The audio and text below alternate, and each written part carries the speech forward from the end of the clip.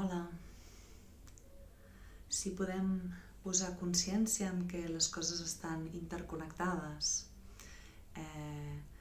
que per exemple el nostre cos i la nostra ment no van per la seva banda, sinó que interaccionen i s'interrelacionen entre ells, podrem d'alguna manera captar com la meditació pot ser una gran eina d'ajustar un treball amb harmonia entre aquest aspecte més mental i l'aspecte corporal. Sembla que la ment o que la meditació sigui només un treball mental, diguem-ne d'entrenament, però el que fem és unir-lo a les sensacions i el que podem sentir a través dels nostres sentits, tant els sentits externs com els interns, no? I per això és una gran eina d'autoregulació i d'harmonització d'aquesta interacció entre els dos aspectes mental i corporal, no?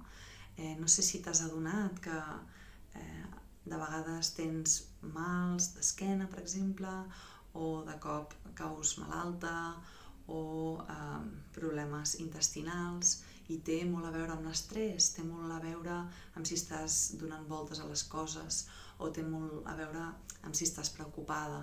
Això és un exemple d'aquesta interrelació i interconnexió entre l'aspecte físic i el mental. I si tens ganes d'explorar més sobre com tenir eines per poder cuidar de la salut mental i física a través de la meditació, d'aquí una setmana fem un taller, el taller Slow and Flow presencial a Sant Cugat, i estarem descobrint diferents estils de meditació, què és la meditació.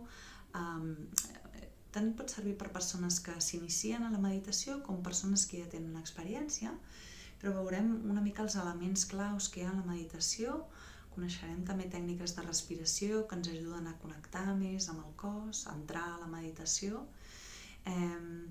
Veurem quins són els reptes i les dificultats que té cadascú a l'hora de meditar per ajudar a posar-hi remei. Què farem també quan sorgeixin pensaments durant la meditació, que avanço que passarà segur. I bé, tot això ho treballarem en aquest taller, i si en tens ganes, doncs t'hi pots apuntar, que a la bio tens el link per apuntar-t'hi. Fins aviat!